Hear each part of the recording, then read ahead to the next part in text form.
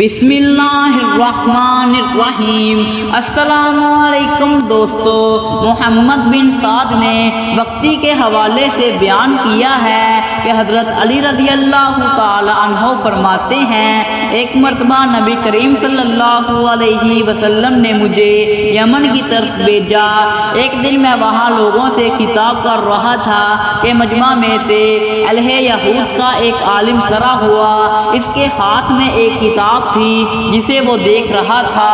عالم نے مجھے دیکھا اور پوچھنے لگا، ہمیں ابو القاسم حضرت محمد صلی اللہ علیہ وسلم کی صفات بتائیں۔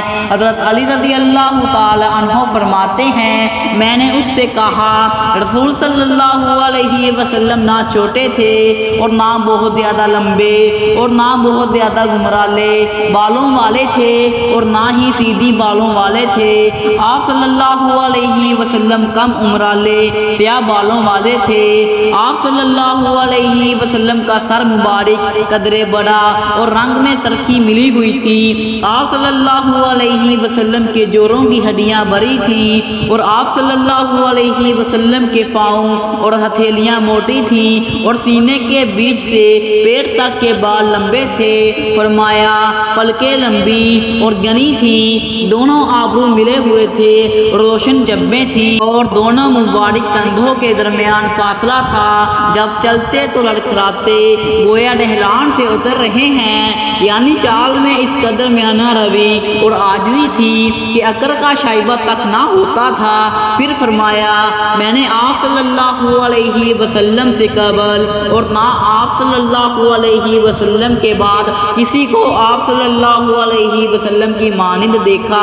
حضرت علی رضی اللہ تعالی عنہ بیان فرماتے ہیں، پھر میں خاموش ہو گیا تو اس عالم نے مجھے کہا، یہ کیا آپ فرماتے ہیں؟ میں نے کہا، بس مجھے یہی کچھ یاد ہے۔ کہنے لگا، سنیے، آپ صلی اللہ علیہ وسلم کی مبارک آنکھوں میں سرخ ڈوریں تھیں۔ آپ صلی اللہ علیہ وسلم کی داڑھی مبارک اور چہرہ مبارک خوبصورت ہے اور آپ صلی اللہ علیہ وسلم کے کان مبارک مکمل ہیں اور آپ صلی اللہ علیہ وسلم پوری طرح سامنے آتے ہیں اور پوری طرح پیٹھ پھیرتے ہیں، یعنی مڑ مڑ کر اور چہرہ مبارک گما گما کر دیکھنا آپ صلی اللہ علیہ وسلم کی شان نہیں ہے۔ حضرت علی رضی اللہ تعالی عنہ فرماتے ہیں، میں نے اس یہودی عالم کی بات سنی اور کہا، قسم با خدا، یہ خوبیاں جو تم نے بیان کی ہیں یہ بھی رسول صلی اللہ علیہ وسلم میں موجود ہیں۔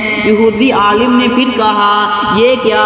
حضرت علی رضی اللہ تعالی عنہ نے فرمایا، اور کیا ہے؟ کہنے لگا، رسول صلی اللہ علیہ وسلم میں جو قوت پایا جاتا ہے۔ فرمایا، یہ بات تو میں نے تمہیں پہلے ہی بتائی ہے کہ آپ صلی اللہ علیہ وسلم کا چلنا یوں ہے کہ گویا آپ ڈھلان سے اتر رہے ہوں۔ عالم نے کہا، میں نے یہ خوبیاں اس کتاب میں پائی ہیں جو میرے ہاتھ میں ہیں اور ہمیں معلوم ہے اسے حرم الہ میں اس گھر میں امن کی جگہ پر محبوس کیا جائے گا، پھر وہ ایک حرم کی طرف ہجرت کرے گا اور اسے وہ حرم بنا دے گا اور اس کی حرمت اس حرم کی طرف ہوگی جسے اللہ نے حرم بنایا ہے، اور ہم ان لوگوں کو اس کے انصار پاتے ہیں جن کی طرف وہ ہجرت کرے گا۔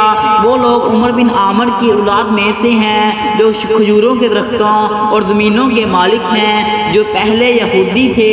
حضرت علی رضی اللہ تعالی عنہ نے فرمایا، وہی تو رسول صلی اللہ علیہ وسلم ہیں۔ عالم نے کہا کہ میں گواہی دیتا ہوں کہ وہ آخری نبی ہیں اور سب لوگوں کی طرف اللہ کے رسول ہیں۔ میں اسی عقیدے پر زندہ ہوں گا اور مروں گا اور اٹھوں گا انشاءاللہ۔ راوی بیان کرتے ہیں کہ وہ یہودی عالم حضرت علی رضی اللہ تعالی عنہ کی وہاں موجودگی ہی کے درمیان اکثر آپ کے پاس آیا کرتا تھا اور آپ اسے قرآن پڑھایا کرتے تھے اور اسے اسلامی احکام سکھاتے تھے، حتیٰ کہ آپ رضی اللہ تعالی عنہ اور وہ عالم وہاں سے نکل پڑے۔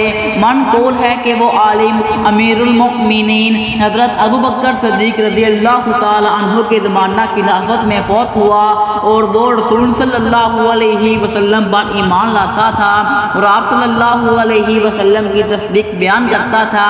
حضرت ابو داؤد بیان کرتے ہیں کہ رسول صلی اللہ علیہ وسلم کی آنکھوں میں سرخ ڈوری تھی اور آپ صلی اللہ علیہ وسلم باریک کمر اور کشادہ دان تھے۔ صحیح مسلم شریف کے ایک حدیث پاک میں ہے کہ رسول صلی اللہ علیہ وسلم کی مبارک آنکھوں کی پلکیں لمبی تھی اور آنکھ مبارک کی سفیدی میں سرخی پائی جاتی تھی اور یہ قوت شجاعت پر دلالت کرتا ہے۔ اسی طرح ایک روایت میں امام ترمذی نے نقل کی ہے کہ راوی بیان کرتے ہیں کہ جب میں رسول صلی اللہ علیہ وسلم کی طرف دیکھتا تو کہتا سر منگین آنکھوں والے، حالانکہ آپ صلی اللہ علیہ وسلم صرف منگین آنکھوں والے نہ تھے اور رسول صلی اللہ علیہ وسلم کی پنڈلیاں مبارک باریک تھیں اور صلی اللہ علیہ وسلم صرف تبسم فرماتے تھے۔ دوستو، بے شک اللہ رب العالمین نے اپنے محبوب سرور کائنات جناب محمد صلی اللہ علیہ وسلم کو خوبصورت اور خوبصورت پیدا فرمایا ہے کہ جن کے حسن و سیرت کی مثال نہ پہلے کبھی تھی اور نہ قیامت تک ہوگی۔